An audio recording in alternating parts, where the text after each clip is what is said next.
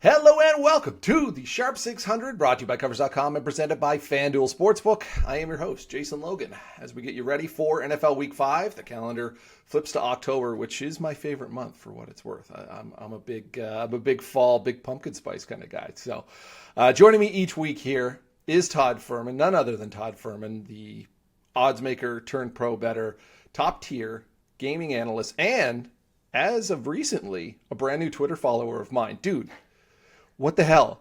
You and I have known each other for years. Hey, hold on a second. No. You and I have known each other for years. And here I am on Sunday going about my business. I'll own it. Go ahead. Share it. Go ahead. And then the little bubble comes up and it says new follower. And I'm like, oh, Todd Furman. And I went, Todd Furman? I'm looking at tweeting at you right now. So I had to pull up the phone and try and see if I should be tweeting at you or how I should be going about my business. But yes, I was remiss in my responsibilities as a colleague, a co-host, and a friend not to be part of the Jason Logan fan club as far as social media was concerned. So I will own it. I will wear it the same way I will wear the collar for my 0-3 performance when it came to picks on this very fine program as well. That's right. Speaking of disappointment, I was a little scorned, but I'm glad that I'm in your good graces now. All it took was doing a weekly show with you for you to notice. Well, you know what? Look, sometimes you have to drive a hard bargain. Sometimes you have to go to the negotiating table, play with a little bit of leverage, and that's what it took to try and get me across the finish line. That's what it took. I really wanted that Twitter follow. No. But like I said, speaking of disappointment, not a great week for us in the podcast picks. No. I think we went 1-5. We had a nice start to the season, but 1-5 last week. Our no-goes on our touchdown anytime props. Arizona burned both of us. I had them first half spread. You had them full game spread. They looked great in that opening drive, and then that was about it. But these things happen. You and I have been up and down on this road before. Moving forward, any advice for new bettors that come off a bad week? What do they need to keep in mind here? I think the biggest thing, like we always preach here, it's money management and being responsible with the way that you approach this. I don't think you or I, and hopefully none of our listeners out there as well, look at sports betting as a get-rich-quick scheme. I always say this is a business that's not like trying to hit the home run and being a 200 hitter in Major League Baseball. You have to go out there and take the Tony Gwynn approach. It's stringing together singles, trying to be a guy that consistently puts him or herself on base. And good weeks, bad weeks, you have to be able to weather the storm. It's why the best in the business, especially in a market as efficient as the NFL, strive to hit 55% in some of their best years. All right, well, let's aim for better than 55% this week. And I feel good about week 5 here. Before we get going, the big news coming out yesterday, and maybe not surprising news by any means, was that the Raiders are up to trading Davante Adams, who asked for a trade, but haven't fully committed to trading Davante Adams, but are fielding trade offers. And we see teams like the Jets and the Commanders, the Chiefs, now my Cowboys also getting in the mix. Jerry's not rolling out. Come on. Any leans towards, you think he's going to be anywhere but Las Vegas right now? Is this more of a, hey guys, get your shit together type thing? Or are we going to see Kansas City always seems to scoop some guys and make a big play? I think he's gone. And it's a question of where he ends up. I mean, it feels like a marriage that is completely soured out here in Las Vegas. I mean, Antonio Pierce calling out players not by name, making business decisions. Yeah. You have to imagine that Davante Adams was that guy where the comment was directed at.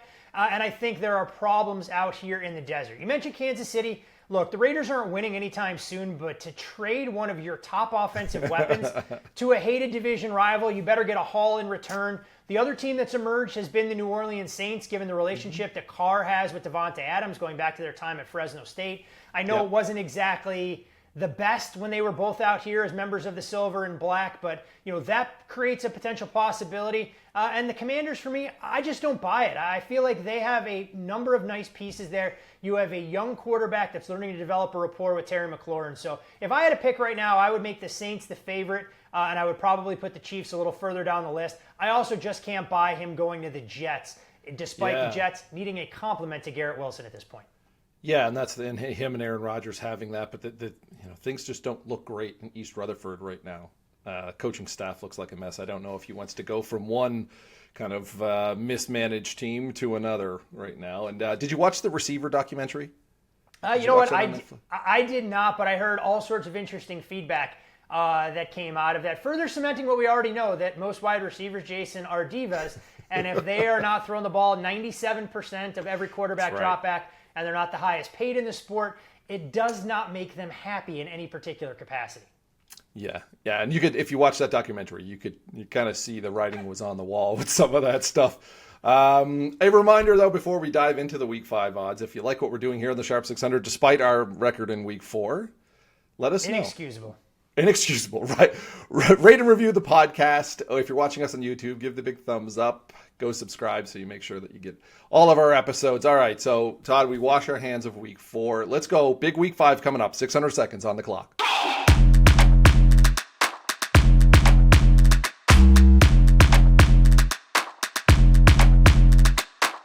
All right, we are 4 weeks in, and it may be a little early to play the NFL version of bracketology, but playoff futures are on the board, so why not see if we can zig while the standings zag? I'm going to give you some teams, their playoff odds, and Todd, you tell me whether they're worth a bet or not right now. Let's go to the Dallas Cowboys. These sons of bitches right up here. Not looking great. However, yes, minus 118. No, minus 105. Are you buying the Cowboys making the playoffs or not? Sell on the Dallas Cowboys. When I look at the cluster injuries that are starting to emerge for this team defensively, real problems. And unfortunately for you guys, the injury bug bites on the offensive side earlier this week. No Brandon Cooks. This team is hard-pressed to win games going forward. I'm taking the no on the Cowboys to make the playoffs. I'm with you there, too. And I think you got to take if you're taking the no, you take it right now. You got a tough game at Pittsburgh on Sunday Night Football that I don't think they escape. You're at home to Detroit. There's a bye in Week 7. Then you're at San Fran, at Atlanta versus Philly, and then versus Houston in Week 11. Like this team could be 4-7 coming out of that stretch. Not a good football team. And like you mentioned, guys dropping like flies, just lost 2 of their best defensive players. Let's go. Cincinnati Bengals at yes, plus 106. No to make the playoffs, minus 130. The Bengals got another comeback in them. Here's the thing for me with the Bengals, why it's a little bit tricky. Do I think they make the playoffs? Yeah, I think they can put together a run. Would I bet them at plus 106? Absolutely not. And the reason I say that, Jason, is because if you think they make the playoffs, you're going to get a better number. Back them on the money line this week against the Ravens at a price tag of plus 115, plus 120. You don't have to tie up your money. If they lose and you still believe in them, you're going to get a much better price tag. So based on number, which is the name of the game in this racket, I'm going to say no at this market, but I do think they find a way to get in. Okay. So I was leaning towards yes.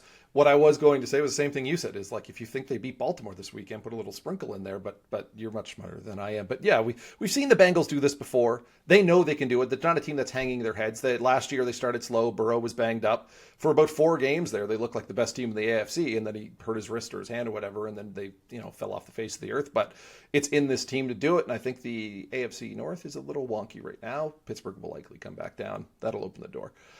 Green Bay Packers.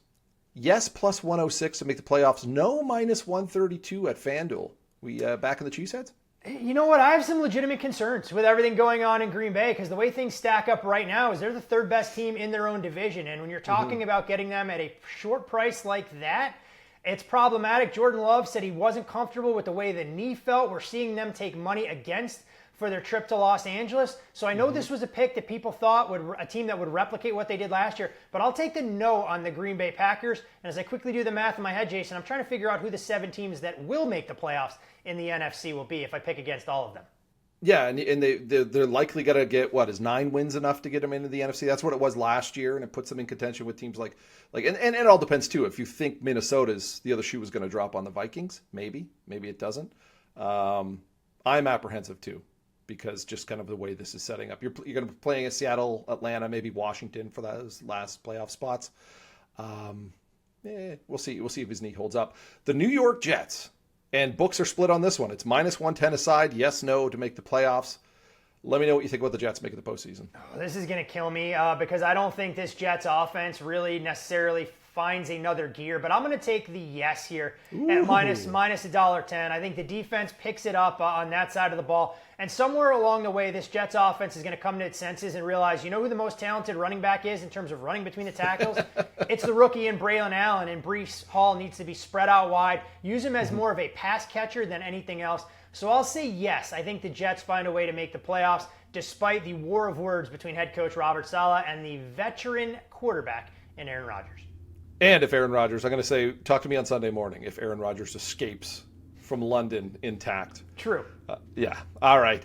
Speaking of true and speaking of false, there's a lot of trends that kind of bubble up here early on. And 98% of trends are fluff, but there are, a small percentage that does have a narrative and it has some teeth and can run. And if it holds market value, I'm going to throw some trends at you here that have kind of bubbled up here in the first 4 weeks and let me know whether they're true or false going forward. So big dogs barking, we've talked about this already. Underdogs of plus 5.5 or higher, 15, 3, and 1 ATS, depending on where you're betting. That's an 82% clip right there. Is that a trend a true or a false trend? I think it's a false trend because we talk about efficiency all the time in the market, and eventually odds makers are going to price these teams correctly, that the good teams are going to start being able to dispatch some of the teams on the bottom of that ladder. We saw the 49ers take money from professional bettors against the Patriots as one of the biggest favorites on the board, and I think some of that continues. Do I think it gets to a 50-50 proposition with the head start these big dogs have gotten off to? Probably not. But I do not think blindly backing dogs of 6 or more, 7 or more, 8 or more is something that's going to be profitable long term. Although guys like yourself and me will typically gravitate towards those dogs, knowing that you do have a little bit of a cushion built in. All right. I got another little trend here. Home field is overvalued. Home chalk right now, just 17, 25, and 1 ATS. That's just 41% heading into week 5. Home field overvalued, true or false trend? I think it's true. I think when you look at home field in general, we have gradually started to decrease the overall value, that the age-old thought process that every home field advantage should be built in with a 3 points as a blanket generalization is no longer the case. You look at some of these teams, we're down to that 1.5 range, and unless you have altitude, elevation, heat, weather, etc., I think home field is overvalued in the current constructs of the NFL. All right, good to know. All right, Thursday Night Football, just a weird line. This is kind of the boogeyman of sports betting. It feels like a trap game. Feels like a trap game to me, considering on these ones. Do you believe in the trap game? And thoughts on Thursday Night Football here, Bucks at Falcons. I lean slightly over the total at 43.5. I think we can see a little bit of fireworks even with the short week and the level of familiarity we have between these two teams in the division. I like what I've seen from Baker Mayfield, but we know he feasts on zone defenses. And I think the Falcons offense can click it into another gear. The problem for them last week, their offense didn't score a single touchdown against the Saints, and the game went flying over the total. I would look to maybe tease the Bucks up, get them through that 3, 4, Sure. 6, and 7, and start your weekend off in the right manner. Yeah, I took the points with Tampa Bay. I just like this defense. It's aggressive. It's going to come after Kirk Cousins. And then they do all the little things right, too, on a short week. They're good on third downs. They're good in the red zone. They don't take a whole lot of penalties. Also took tight end Cade Otton. He's finding his way in this new offense. Been targeted a lot. I like his over 27.5 yards receiving. TD anytime. Props. Todd, what do you like here in week 5?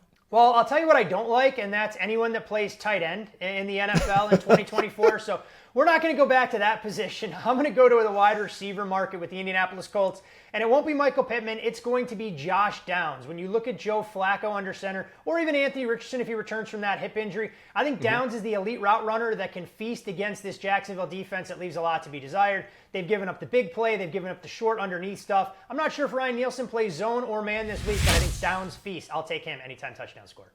All right. I like Jaden Reed, wide receiver for the Green Bay Packers. No one's more happy to have Jordan Love back, and they take on a bad Rams defense on the fast track inside SoFi. With Watson down, there's some extra touches to go around. And what Reed is great against is zone. And what do the Rams do? They play a butt ton of zone. Reed also an option in the running game. What are the Rams really bad against right now? Stopping the run. So I like him to find the end zone. Potential for a shootout with a high total in this game as well, too. So Jaden Reed, touchdown anytime. All right, it's 2 minutes real time, and that means our best bets for week 5. I'll start us off. We got to get up early and put the kettle on because I'm taking the Minnesota Vikings. Minus 150 on the money line against the Jets. This could be a rainy game in Tottenham Hotspur Stadium where the turf is pretty gross. And I got to think Aaron Rodgers probably not too jazzed to be traveling overseas to play in this climate and then face a Vikings defense that is going to come after him. Now, he's usually pretty savvy against the blitz. However, Denver came after him last week. 5 sacks, nullified that offense. The Vikings love to blitz. They're going to come after him as well, too. Minus 150 on the money line. You don't get to say early. It's 9:30 in the Eastern time zone when that game kicks off. It's 6:30 out here on the West Coast when we get games internationally. Said put the kettle on. Hey, look, I love it. It starts the day the right way. But I'm going to give you another early game, a 1 Eastern kickoff, a divisional matchup, and I'll take the home underdog in the Cincinnati Bengals. I know they're 2.5 as we're recording now. Wait this game out. I have to imagine there'll be 3s that pop in the market. The Bengals' run defense has been porous, but I think their passing game can torch a Ravens secondary that hasn't been tested. We saw what Gardner Minshew did. Joe Burrow will do the same. Bengals. All right. All right. I like Miami at New England plus 1.5. More of a bet against the Patriots than a bet on Miami. New England just absolutely a mess on both sides of the ball, ranking out very bad in all the advanced analytics, and then the injuries as well to pile up. I think Huntley gets a little bit better. He can't be any worse than he was on Monday, but he's got a full week with this team. This is a pop gun offense for the Pats as well, too. Their offensive line is a mess. I think that's going to bail out a bad Dolphins defense. Miami plus the points. As someone with the Patriots regular season wins under, I would love the Dolphins to win this swing game. I'm going to go to Sunday Night Football, and I've waited all season, Jason, to go against your Cowboys. This is where I'm going to do it. I'm going to lay the short price on the money line with the Steelers. We mentioned at the top some of the cluster injuries on the defensive side. No DeMarcus Lawrence, no Micah Parsons. The offense was already challenged for playmakers. Now no Brandon Cooks. The Steelers bounce back after a pathetic performance against the Colts. Joey Porter locks down CeeDee Lamb. I'll take the Steelers on the money line. I don't hate it. Justin Fields as a running quarterback. Dallas always has trouble with those guys with the crazy legs. So I'm right there with you. All right, that was the horn on this episode of the Sharp 600. A big thanks to Todd, a big thanks to Dell, thanks to FanDuel Sportsbook, and of course a big thank you to you for tuning in. Also going to ask again, please rate and review the podcast, give it a thumbs up, subscribe when you get a second. That gives us the warm and fuzzies when you do that sort of thing. Week 5, Todd, before we send the people off into the wagering wilderness, any tips, any tactics for this week? Yeah, I'm going to go on social media and unfollow you right now since I was publicly tarred and feathered. No, all kidding aside, we talk about it being a marathon, not a sprint. And I know it's the cheesiest cliche in sports betting, but you've seen it in our performance. We started out the season white hot, going 5-1 week 1, gave some of that back. So maintain that level, even keel. Don't bet more than you can afford to lose. And know over the course of the full season, we'll turn a profit. It just could be a little bit choppy along the way. Don't abandon ship just yet. Bounce back week coming for us. I feel it 4-2 with a couple of anytime touchdown scorers for the good guys. 4-2. Let's go 6-0. All right, we go 6-0. We'll take it, but I don't want to set unrealistic expectations. Hey, baby, swing big in case you hit it. Right? We had the Tony Gwynn aspect. Let's take some short choppers. No, I'm gonna just grip it and rip it and see if I can hit this one out. Gonna get up there, start swinging for the fences like Pete Incaviglia or Rob Deere. We're in big trouble, my friend. Coming out of my spikes tonight. All right, we will be back for the Week 6 episode next Wednesday. Until then, best of luck with your bets.